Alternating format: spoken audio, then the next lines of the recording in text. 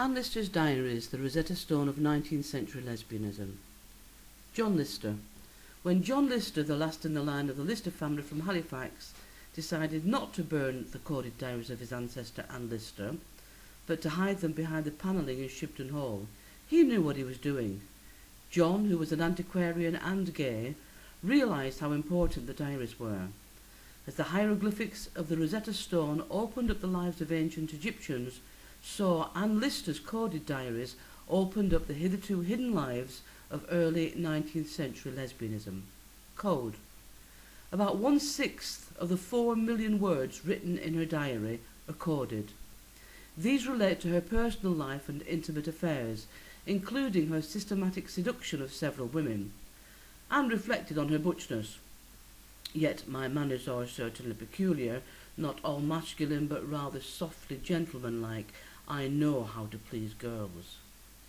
Anne used specific terms to describe lesbian sex. For example, grovelling meant having sex, whilst kiss was used to mean orgasm.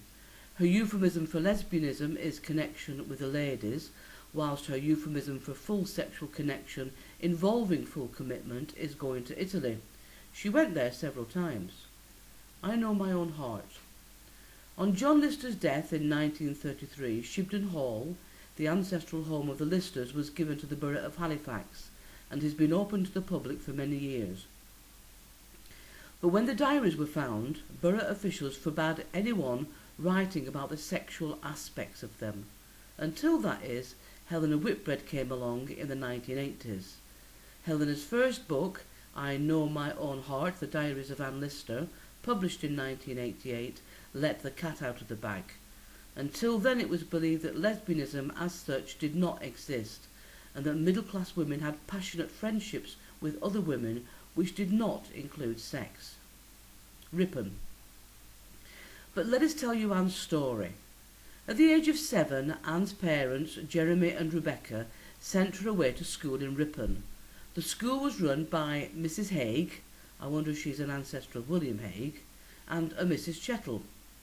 Anne recalls being whipped every day at Ripon, possibly in an attempt to curb her tomboy ways. Another pupil described Anne in her own diary as being a singular child and singularly dressed, but genteel-looking, very quick and independent, and quite above telling any untruth. Whistled very well, a great favourite of Mrs. Chettle. Manor School, York, Eliza Rain. At 14, Anne was sent to Manor School in York. Her first lover was a young woman who shared the same bedroom at Manor School.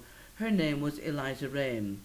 Eliza's mother was Indian and her father an English surgeon who worked for the East India Company. Anne later admitted in her diaries that she used to flirt with other girls, causing Eliza much distress. Langton Hall, Isabella Norcliffe. Through her friendship with Eliza, Anne met Mr. and Mrs. Duffin, Eliza's guardians, and through them other more affluent families such as the Norcliffes, who lived at Langton Hall near Malton between York and Scarborough. When Anne was 19 years old, she met Isabella Norcliffe, who was 6 years older than her.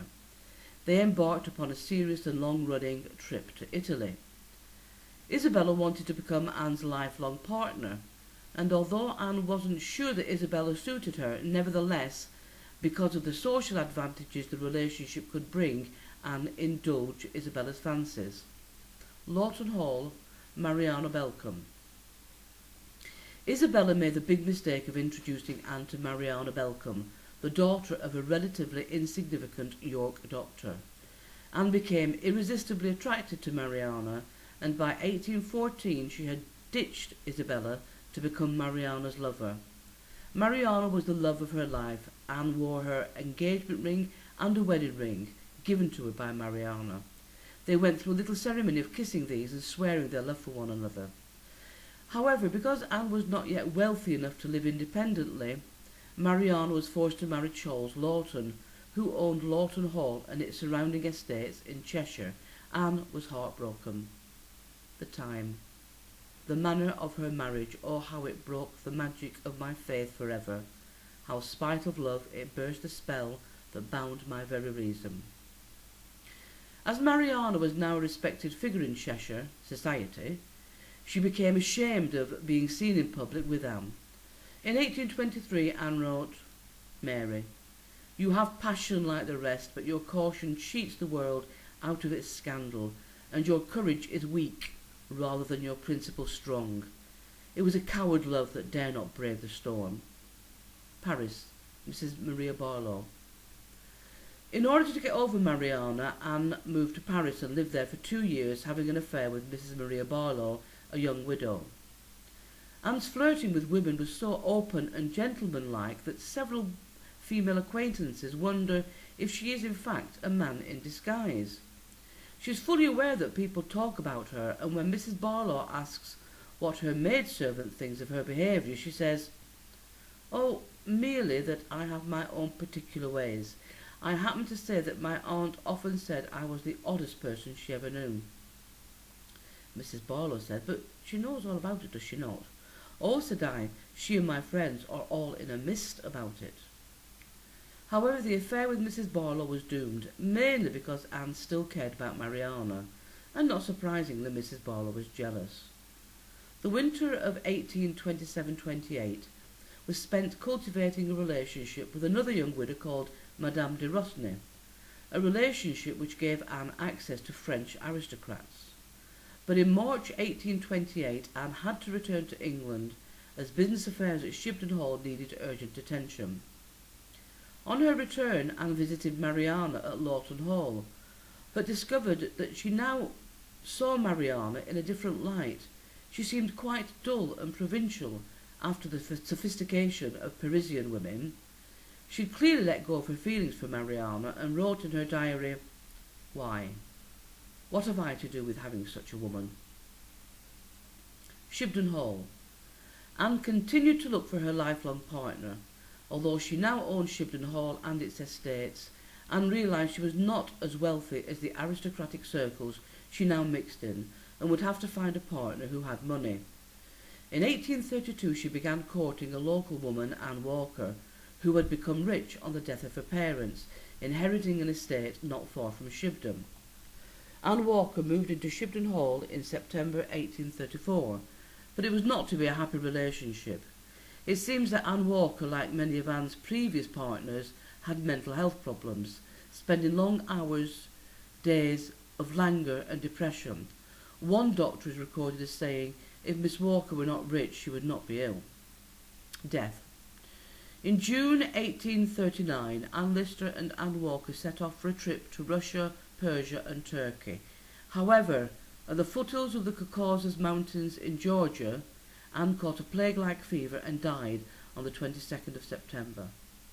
The Halifax Guardian reported on 31st of October 1840 that, quote, "The remains of this distinguished lady have been embalmed, and that her friend and companion, Miss Walker, is bringing them home by way of Constantinople for interment in the family vault."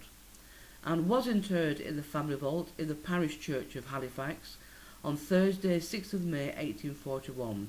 Her death plaque was hung in the parish church for 1 whole year out of respect for her. Halifax. Anne Lister was a lesbian, and what a lesbian, but she was also many other things. Helena Whitbread, who we thank for telling us about Anne both through her books and in person, is currently writing the complete biography of Anne Lister. She says, quote, "Anne became the first woman to be elected to the committee of the Halifax branch of the Literary and Philosophical Society because of her academic contributions to that society. She took an active interest in schools in the area and generally encouraged the spread of education. She managed her estates, dealt with the business of farming, and developed coal mining on her land. Much of her working life was spent out of doors, supervising workmen and at times tackling some of the tasks herself." Mount Perdido. In 1830, Anne was the first woman to climb Mount Perdido, whilst 8 years later the top of Vignimale was the scene of a tough competition between the Prince of Muscova and Anne Lister as to who would reach the top first. It turned out that Anne won. To conclude, here is our favourite quote from Anne: "I love, and only love, the fairer sex, and thus, beloved by them, in turn, My heart revolts from any other love but theirs.